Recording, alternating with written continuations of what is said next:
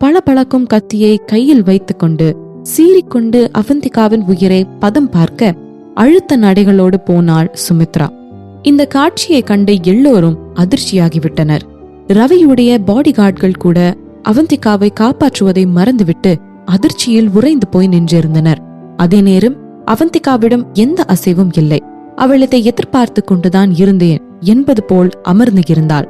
சுமித்ரா கத்தியை அவந்திகாவின் தலைக்கு அருகில் கொண்டு போய்விட பூர்ணிமாவுக்கும் அவளது தந்தைக்கும் ஆர்வம் தாங்கவில்லை. சுமித்ரா மட்டும் அவந்திகாவை கொன்றுவிட்டாள் என்றால் பூர்ணிமாவின் தந்தை எல்லா பழியும் தூக்கி சுமித்ரா மீது போட்டுவிடலாம்.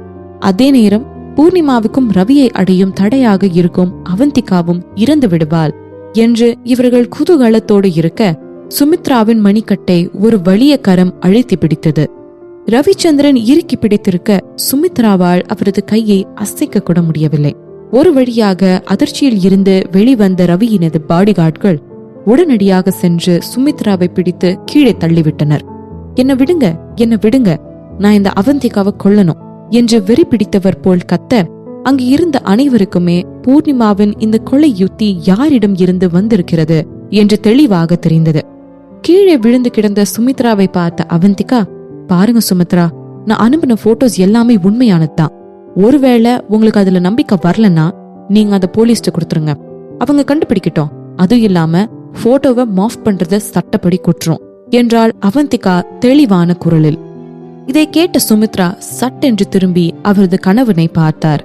அங்கே அவரது கணவரின் முகம் வெளுத்து போய் கை விரல்கள் நடுங்கிக் கொண்டிருந்தன. சுமித்ரா இத்தனை வருடங்களாக அவரது கணவருடன் வாழ்ந்து இருக்கிறார். அவரது அசைவுகள் அத்தனையும் சுமித்ராவுக்கு அத்துப்படி. அவந்திகா சொன்னதுதான் உண்மை. அந்த படங்கள் எல்லாம் உண்மையானவை தான். தன் கணவரை அறிந்த சுமித்ராவின் மனது அடித்து சொன்னது, எனக்கே துரோகம் பண்ணியா நீ? உன்னை இன்னைக்கு கொல்லாம நான் விட மாட்டேன். அவர் மீண்டும் கத்தி கொண்டு இருக்க அதை கொஞ்சமும் கண்டு கொள்ளாத அவந்திகா பூர்ணிமாவை பார்த்து, இதுதான் உனக்கான 3வது பரிசு என்றாள். இதை கேட்ட பூர்ணிமா ஒன்றும் புரியாமல் விழிவெறிக்க, உன்னோட அம்மாவோட ஜெயில் வாசம்தான் உனக்கான 3வது பரிசு பூர்ணிமா. உங்க அப்பாவை மட்டும் தனியா ஜெயிலுக்கு அனுப்ப போறோம்னு பயந்துட்டு இருந்த. இப்போ உங்க அம்மாவும் அவருக்கு கம்பெனி கொடுக்க போறாங்க. அதோட அவங்க 2 பேருக்கும் பேச வேற இப்ப நிறைய விஷயம் இருக்கும் போல என்றாள் உள் அர்த்தத்துடன். இதை கேட்ட பூர்ணிமாவும் அவளது தந்தையும் அதிர்ச்சியாகி நின்றுவிட்டனர். அப்படி என்றால் இது எல்லாமே அவந்திகாவின் திட்டத்தின் ஒரு பகுதிதானா? அப்படி என்றால் சுமித்ராவை தூண்டிவிட வேண்டும் என்ற எண்ணத்தோடு தான் அவந்திகா பூர்ணிமாவின் தந்தை வேறு பெண்ணுடன் படுக்கையில் இருக்கும் புகைப்படத்தை அனுப்பியிருக்கிறாள். அப்படி என்றால் தனது மொத்த குடும்பத்தையும் அவந்திகா மொத்தமாக முடிக்க பிளான் பண்ணி இருக்கிறாள் என்று பூர்ணிமாவுக்கு புரிந்தது. அவந்திகா, எதுக்கு இப்படிலாம் பண்ற? எதுக்கு எங்க மொத்த குடும்பத்தையும் டார்கெட் பண்ற? நாங்க உனக்கு எந்த தப்புமே பண்ணலையே ஆதங்கத்தோடு கேட்டார் பூர்ணிமாவின் தந்தை. அவரது பீதி அடைந்த முகத்தை பார்த்த அவந்திகா சிறி நகைப்பை உதிர்த்தவாறு, எனக்கு நீங்க எந்த தப்பும் பண்ணலையா? நான் அவந்திகா சிதம்பரநாதன். என் மேல ஒருத்தவங்க கை வைக்காத வரைக்கும் நான் அவங்க மேல கை வைக்க மாட்டேன் என்று பூர்ணிமாவின் தந்தைக்கு பதில் அளித்தாலும் பிரிவை என்னமோ பூர்ணிமாவின் மீது இருந்தது. இதை கேட்ட பூர்ணிமாவின் இதயம் நடுங்க ஆரம்பித்தது. நான் ஒரு சின்ன தப்பு செஞ்சதுக்காண்டி என்ன அழிக்கணும்னு பாக்குறியா நீ அவந்திகா? எரிக்கும் பார்வை ஒன்றே அவந்திகா மீது வீசியபடி கேட்டாள் பூர்ணிமா. அவளை பார்த்து ஒரு கேலி புன்னகையை உதிர்த்தவள், உன்னையா? உன்னை மட்டுமா? நீ எல்லாம் என்னோட டைமுக்கு வர்த்தே இல்ல என்றாள் அவந்திகா. இதை கேட்ட பூர்ணிமாவிற்கு ஒன்றும் புரியவில்லை. இவ என்ன சொல்றா? நான் அவளோட டைமுக்கு வர்த் இல்லைன்னு சொல்றா. அப்ப இவ இங்க என்ன பண்ணிட்டு இருக்கா என்று பூர்ணிமா யோசித்துக் கொண்டிருக்க, நான் உன்னோட மொத்த குடும்பத்தையும் அழிக்க வந்திருக்கேன் பூர்ணிமா. பதில் வந்தது அவந்திகாவிடம் இருந்து. அவளை பார்த்து ஏளன புன்னகை ஒன்றை உதிர்த்த பூர்ணிமா, அவந்திகா சிதம்பரநாதன், நீ நினைச்சாலும் என்னோட குடும்பத்தை அழிக்க முடியாது. நீ உன்னை பத்தி என்ன நினைச்சிட்டு இருக்க?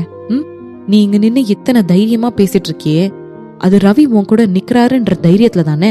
ரவி மட்டும் உனக்கு சாதகமா நிக்கலனா நீ எல்லாம் ஒண்ணுமே இல்ல என்றாள் பூர்ணிமா. நீ ஹாஸ்பிட்டல் வந்து எனக்கு கிரெடிட் கார்டு கொடுத்து உதவி பண்ணியே, அண்ணில் இருந்தே நான் உன் அப்பாவுக்கு எதிரான எவிடன்ஸ் கலெக்ட் பண்ண ஆரம்பிச்சுட்டேன் நிறுத்தி நிதானமாக சொன்னாள் அவந்திகா. இதை கேட்ட பூர்ணிமாவிற்கும் அவளது தந்தைக்கும் பெருத்த அதிர்ச்சி. அப்படி என்றால் இவள் வெகு நாட்களாக தங்களுக்கு எதிரான திட்டத்தை போட்டு கொண்டு இருக்கிறாளா? நான் இந்த எவிடன்ஸ் எல்லாம் ஒரு முன்னெச்சரிக்கையா தான் எடுத்து வச்சிருந்தேன். இப்பயும் இதையெல்லாம் நீங்க விளையாட்டா ஆரம்பிச்சதுனாலதான் நான் யூஸ் பண்ணேன். சரி, ஆரம்பிச்சாச்சு. உங்க மொத்த குடும்பமும் அழியறத நீங்களே உங்க கண்ணால பாக்கலாம் என்று அவந்திகா பூர்ணிமாவின் தந்தையை சுட்டி காட்டி, உன்னோட பாவையும் அம்மாவையும் நான் கீழே இறக்கிட்டேன். உங்க குடும்பமும் மொத்தமா தானா சரிய ஆரம்பிச்சிருச்சு. இந்த குடும்பத்தோட பொண்ணுன்ற பட்டமே போன பின்னாடி அதுக்கப்புறம் உன்னால எதுவும் பண்ண முடியும்னு நினைக்கிறியா பூர்ணிமா? வாழைப்பழத்தில் ஊசி இறக்குவது போல் கேட்டாள் அவந்திகா.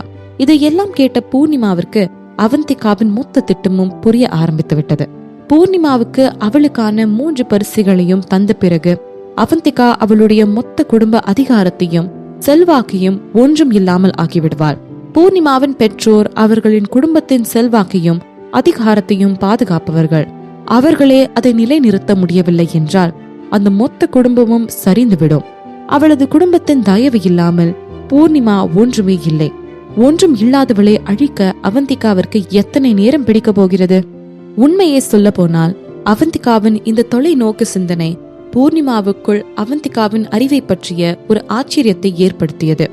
நிச்சயம் நான் அவளை எதிர்ப்பேன் என்று யூகித்து எனக்கான பதிலையும் கொடுக்க அவள் அப்போதிருந்தே ஆதாரங்களை திரட்டி கொண்டிருந்து இருக்கிறாள். இன்று தன்னை மட்டும் எதிர்த்து வந்ததோடு மட்டும் இல்லாமல் தன்னுடைய மொத்த குடும்பத்தையும் அழிக்க பார்க்கிறாள். இவையெல்லாம் நினைத்த பூர்ணிமாவுக்கு அவந்திகா மீதான வெறுப்பு கூடியது. குற்றவாளிங்க எல்லாரையும் புடிச்சு வைங்க, போலீஸ் வந்தோன்னே ஒப்படைச்சிடலாம். தனது பாடி கார்டுகளுக்கு ஆணையிட்டான் ரவிச்சந்திரன். ஓகே பாஸ் என்றபடி அவர்கள் பூர்ணிமாவின் தந்தையை நோக்கி முன்னேறினார்கள். டேய், என்ன விடுங்கடா, என்னத்தோட எவ்வளவு தைரியம் உங்களுக்கு? நான் இந்த நாட்டோட சாலை பாதுகாப்பு அமைச்சரடா, என்ன விடுங்கடா. அவர்களின் பிடியில் இருந்து திமிரினார் பூர்ணிமாவின் தந்தை. பூர்ணிமாவின் தந்தையினுடைய அலறலை கேட்ட சுமித்ரா எழுந்து வந்து அந்த பாடி கார்டுகளோடு தன் கணவனுக்காக போராட ஆரம்பித்திருந்தாள். அவளது வாயில் இருந்து அவந்திகாவுக்கான பச்சை நிற வசவுகள் வந்த வண்ணம் இருந்தன. அவர்கள் இருவரும் கடுமையாக போராட அந்த பாடி கார்டுகளும் இன்னும் கடுமையானவர்கள் ஆனார்கள். சுமித்ராவின் கேசம் எல்லாம் கலைந்தது. அவரின் உடையில் எல்லாம் கீழே உருண்டிருந்ததற்கான அடையாளங்கள் தெரிந்திருந்தன. போலீசிடம் ஒப்படைக்க பூர்ணிமாவின் பெற்றோர் அப்புறப்படுத்தப்பட்டனர். நிறுத்துங்க, என்னோட பெத்தவங்களை விடுடா என்று பூர்ணிமா சென்று போராட அவளையும் கடுமையாக தள்ளிவிட்டனர். பூர்ணிமா சென்று கீழே விழுந்தாள். ரவி தவழ்ந்தபடியே சென்று ரவியின் காலை பிடித்தவளின் குரல் உயிரை குலைத்தது. நிமிர்ந்து அவனை கண்களில் கண்ணீரோடு பார்த்தவள், ஏன் என்னோட குடும்பத்தை இப்படி நடத்துறீங்க ரவி? எப்போல இருந்து உங்க மனசு இவ்ளோ கல்லாச்சு? பிளீஸ் ரவி, உங்க காலில் விழுந்து கேக்குறேன், தயவு செஞ்சு எங்களை விட்டுடுங்க, பிளீஸ் ரவி, பிளீஸ். கண்களில் கண்ணீர் வழிந்து கொண்டே இருந்தது அவளுக்கு. இவளை ஈவு இரக்கமின்றி பார்த்தவன், என்னோட நிலைமை இன்னைக்கு இப்படி ஆனதுக்கு நீ மட்டும்தான் காரணம். நீ மட்டும் அவந்திகா உயிரை எடுக்க பிளான் பண்ணாம இருந்திருந்தா உனக்கு இந்த நிலைமை இன்னைக்கு வந்திருக்காது. அவளை சுட்டு விரலால் சுட்டியபடி அழுத்தம் திருத்தமாக சொன்னான் ரவிச்சந்திரன். நான் அப்படி எதுவும் பண்ணல ரவி, வீறிட்டு கத்தினாள் பூர்ணிமா. நான் அவந்திகாவ அப்படி பண்ணல. நான் அவளோட உயிரை எடுக்க ஆளுங்களை ஏவல. இப்போ வரைக்கும் எனக்கு எதிரான எந்த ஆதாரத்தையும் அவளால கொடுக்க முடியல. அவ சொல்றதுக்கான ஆதாரத்தை கொடுக்க சொல்லுங்க ரவி, பைத்தியம் பிடித்தவள் போல் கத்தினாள் பூர்ணிமா. அவந்திகாவோட வார்த்தை தான் ஆதாரம், அழுத்தமாக சொன்னான் ரவிச்சந்திரன். என்ன? ரவிச்சந்திரனை நம்ப முடியாத பார்வை பார்த்தாள் பூர்ணிமா. ரவி அவந்திகா மீது இந்த அளவுக்கு நம்பிக்கை வைத்திருப்பான் என்று பூர்ணிமா எதிர்பார்த்திருக்கவில்லை. இவதான் என்ன கொலை பண்ண பார்த்தான்னு இந்த அவந்திகா சொன்னா போதும்னு அவந்திகாவை கண்ணை மூடிட்டு நம்புறானா ரவிச்சந்திரன். கோபமும் அவமானமும் ஓரிடம் சேர்ந்தது. அவந்திகா சொன்னாள் என்ற ஒரே காரணம் மட்டும் ஒரு விஷயத்தை நம்புவதற்கு ரவிக்கு போதுமானதாக இருக்கிறதா? அதோடு நிறுத்தி கொள்ளாமல் மேலும் தன் மொத்த குடும்பத்தையும் அழிக்க அவந்திகாவிற்கு அவன் துணை புரிகிறானா?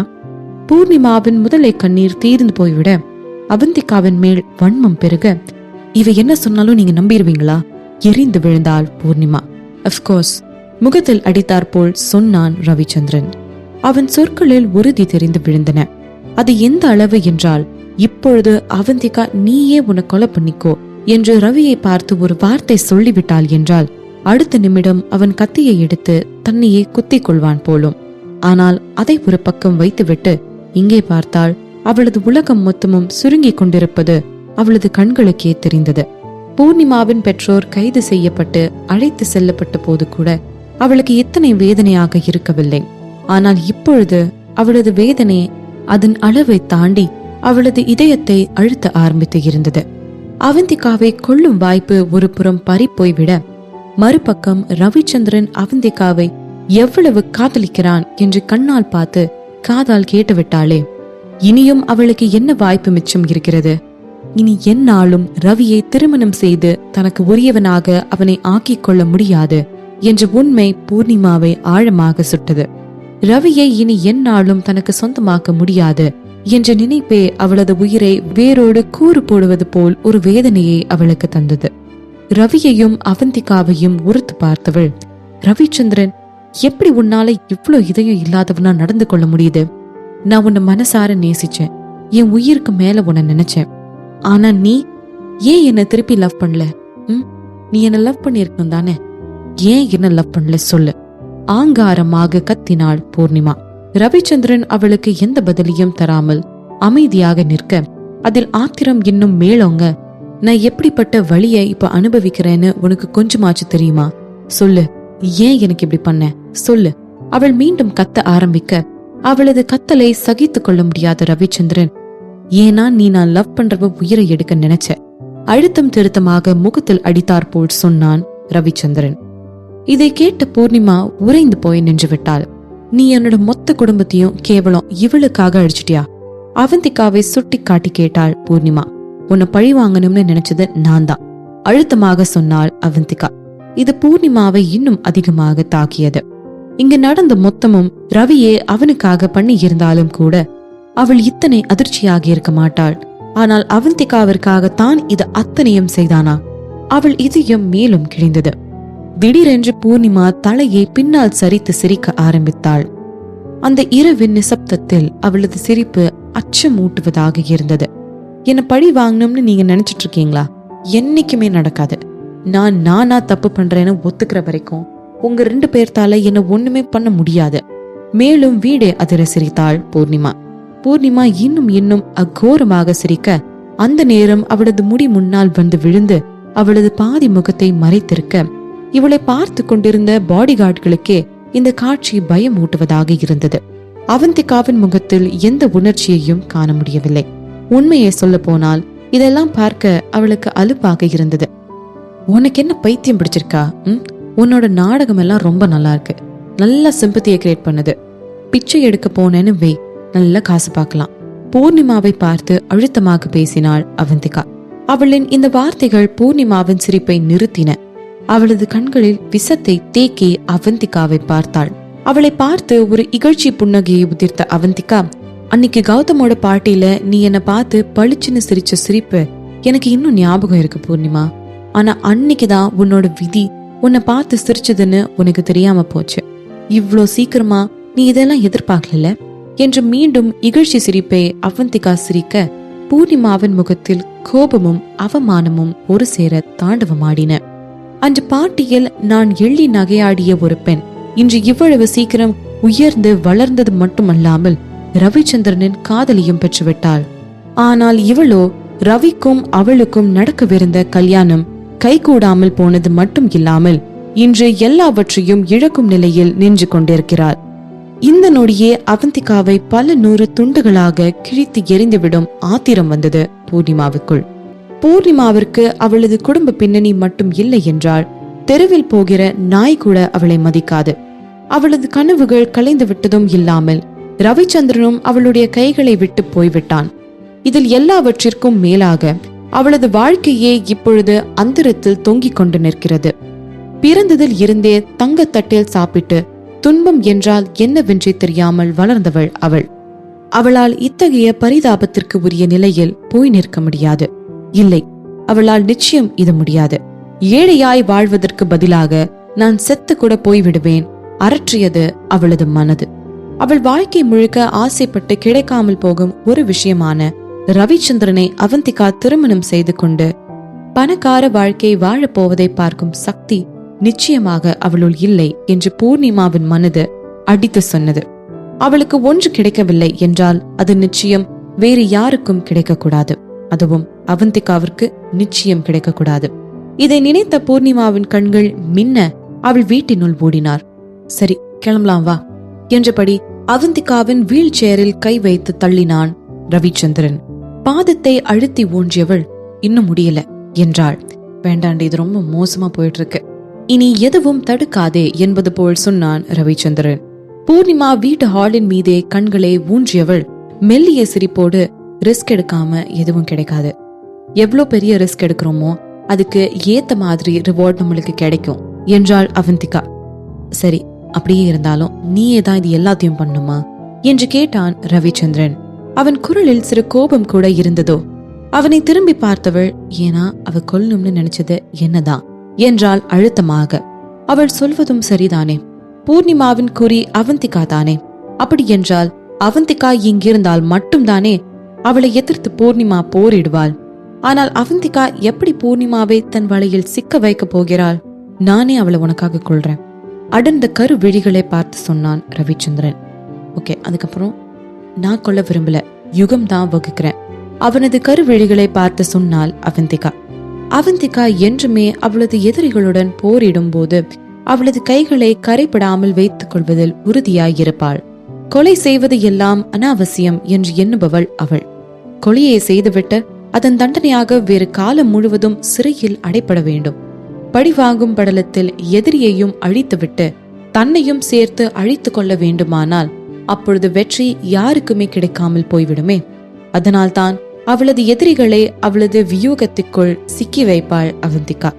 ரவிச்சந்திரன் இத்தனை சுற்றி வளைக்காமல் நேரடியாக கதையை முடித்து விடலாம் என்று நினைக்கிறான். அந்த வெற்றியை வைத்துக் கொண்டு காலம் முழுவதும் ஜெயிலில் கழித்திங்க போகிறானா? தனது வன்மத்திற்காக ரவியை பலியாக கொஞ்சமும் அவள் விரும்பவில்லை. ஆனால் அதற்கான சவால் ஏதானாலும் அதை அவள் தான் எதிர்கொண்டு ஆக வேண்டும். அவளை பார்த்து கொண்டு இருந்த ரவிச்சந்திரன் அவளது எண்ணங்களை புரிந்து கொண்டது போல் தலையசைத்தவன், ஆனா நானும் உன் கூடவே தான் இருப்பேன் என்றவன் அவள் கைகளை எடுத்து தனது கைகளுக்குள் பூட்டிக் கொண்டான். அவளது கைகளில் அவனது கைகளின் அழுத்தத்தை உணர நிமிர்ந்து அவனை பார்த்தாள் அவந்திகா. அவளையே பார்த்து கொண்டிருந்த ரவி அவளது கண்கள் தன்னுடையதை சந்தித்தவுடன் அவந்திகாவை நோக்கி குனிந்தான். அந்த நேரம் பார்த்து ஹாலுக்கு ஓடி வந்த பூர்ணிமா இவர்கள் இருக்கும் நிலையை பார்த்து, நான் உங்க 2 பேரையும் கொல்ல போறேன் என்று கத்தியபடி அவளது கைகளில் இருந்த துப்பாக்கியால் சுட இவ்வளவு நேரம் இருந்த நிசப்தத்தை கிழித்தது துப்பாக்கியின் சத்தம்.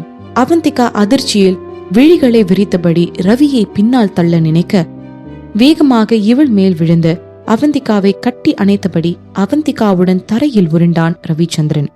இதை பார்த்த பாடிகார்ட்கள் பூர்ணிமாவை நோக்கி சுட இவர்களின் துப்பாக்கியில் இருந்து வெளிவந்த குண்டு ஒன்று பூர்ணிமாவின் கையில் இருந்த துப்பாக்கியை பதம் பார்த்தது. அது சென்று தரையில் விழுந்தது. அவளை புடிங்கடா என்று ஒருவன் கத்த மற்றொரு பாடிகார்ட் பூர்ணிமாவின் மேல் பாய்ந்தான். அவள் தவழ்ந்து சென்று அந்த துப்பாக்கியை எடுக்க முயன்று கொண்டிருந்தாள். அவளது கண்களில் வஞ்சத்தின் விஷம் சீரியடித்துக் கொண்டு வெளிவந்து கொண்டிருந்தது. பார்ட் 1. அந்த பாடிகார்டால் கூட அவளை கட்டுப்படுத்த முடியவில்லை. இத்தனை பைத்தியக்காரத்தனமான பெண்ணை அவர்கள் பார்த்ததே இல்லை. அவளது கண்களில் பித்து முத்தி போயிருந்தது. பைத்தியக்காரியை போல் கத்த ஆரம்பித்திருந்தாள் பூர்ணிமா. அவளது சுய நினைவே மொத்தமாக அவளிடம் இருந்து போய்விட்டதை போல் கத்தினாள் பூர்ணிமா. அவளை பார்த்த ரவியின் முகத்திலும் அவந்திகாவின் முகத்திலும் நம்ப முடியா தன்மையும் அதிர்ச்சியும் அப்பட்டமாக தெரிந்தது. இப்போ அவளோட உண்மையான முகம் வெளியே வந்துடுச்சு என்றாள் அவந்திகா.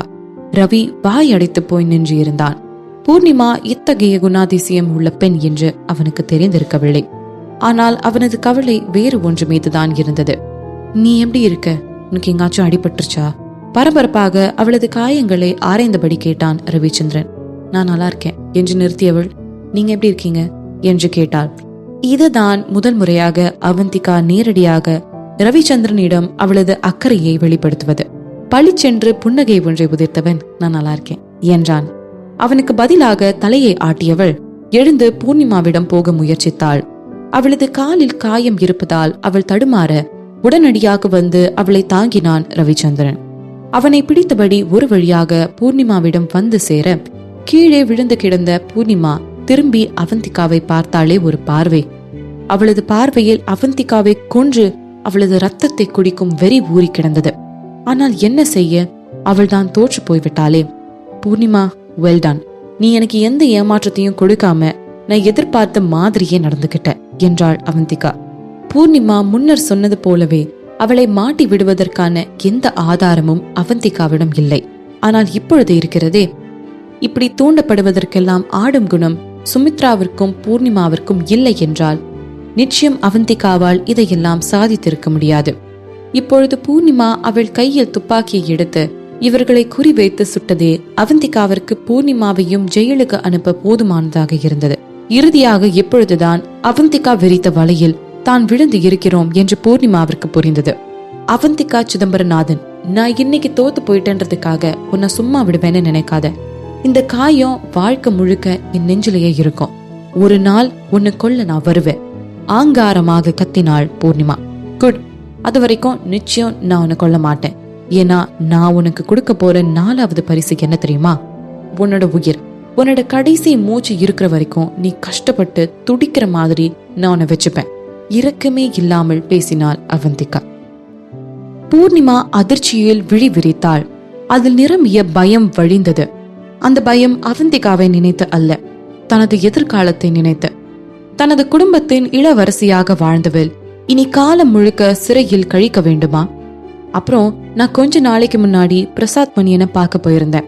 அப்போ அவன் என்கிட்ட என்ன சொன்னான் தெரியுமா என்று கூறிவிட்டு பூர்ணிமாவின் கண்களை ஆழம் பார்த்தாள். பின்னர் ஒரு மெல்லிய சிரிப்பை உதிர்த்தவள், என்ன அன்னைக்கே ஏன் கொல்லாம விட்டேன்னு கேட்டான். அதே கேள்விய நீயும் இன்னும் கொஞ்ச நாள்ல கேட்பேன்னு நினைக்கிறேன் என்றாள் அவந்திகா. ஏ அவந்திகா, இப்ப மட்டும் நீ என்கிட்ட நின்ன இந்நேரம் ஒன்னு கொன்னு போட்டிருப்பேன் என்ற பாடி கார்டின் பிடியில் இருந்து திமிரியபடி கத்தினாள். ரவி தனக்கு மீதம் இருக்கும் ஒரே நம்பிக்கையான ரவிச்சந்திரனை நாடினாள்.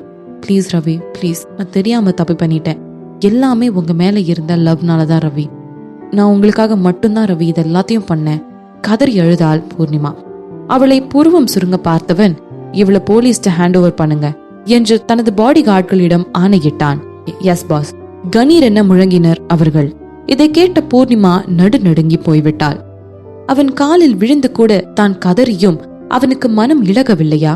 அவள் மேலும் அவனிடம் கெஞ்சினாள், கதறினாள். ஆனாலும் ரவிச்சந்திரனிடம் எந்த மாற்றமும் இருக்கவில்லை. இவனின் இத்தகைய குணத்தை பூர்ணிமா பார்த்ததில்லை. அதில் அவள் அதிர்ச்சியாகி இருக்க அதற்குள் போலீஸ் அவளை அழைத்து போக வந்துவிட்டனர். வந்தவர்கள் எதை பற்றியும் விசாரிக்கவில்லை. அவளுக்கு தேவை ஆதாரமாக மட்டும்தான் இருந்தது. ஆதாரம் கிடைத்ததும் குற்றவாளியை அழைத்து சென்று விட்டனர்.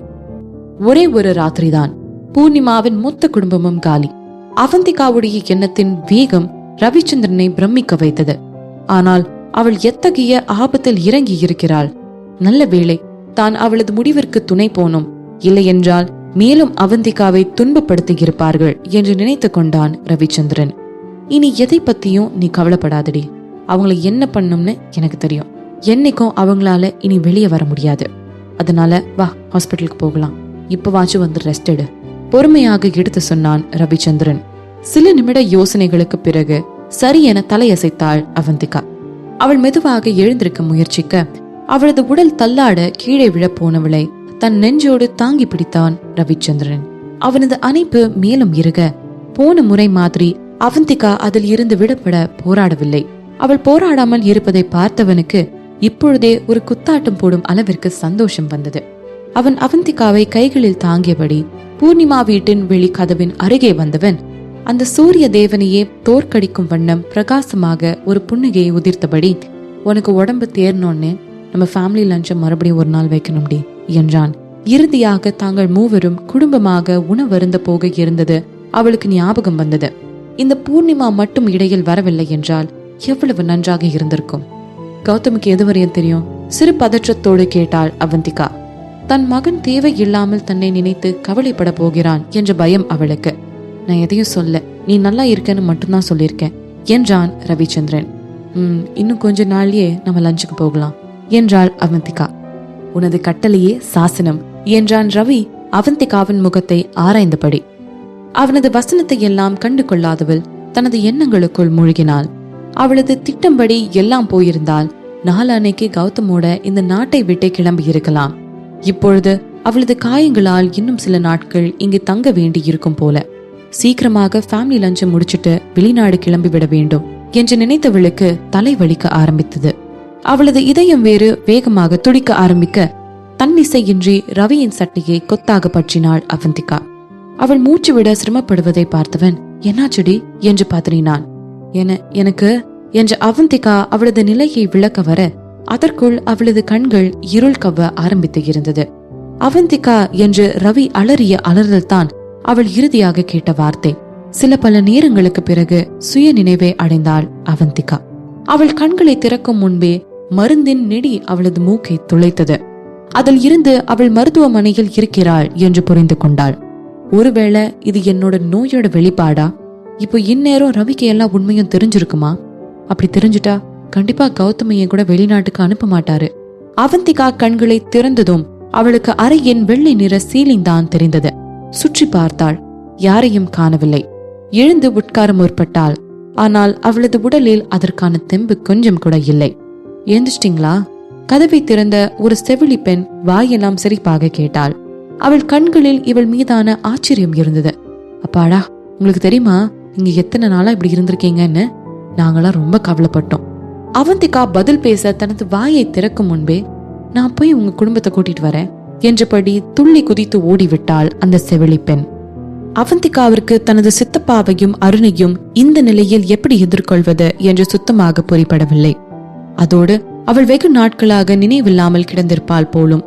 அப்படி என்றால் அவளது மூளையில் இருந்த கட்டி இன்னும் மோசமாக போய் அவளது சாவு அவளுக்கு இன்னும் வெகு அருகில் வந்து விட்டதா?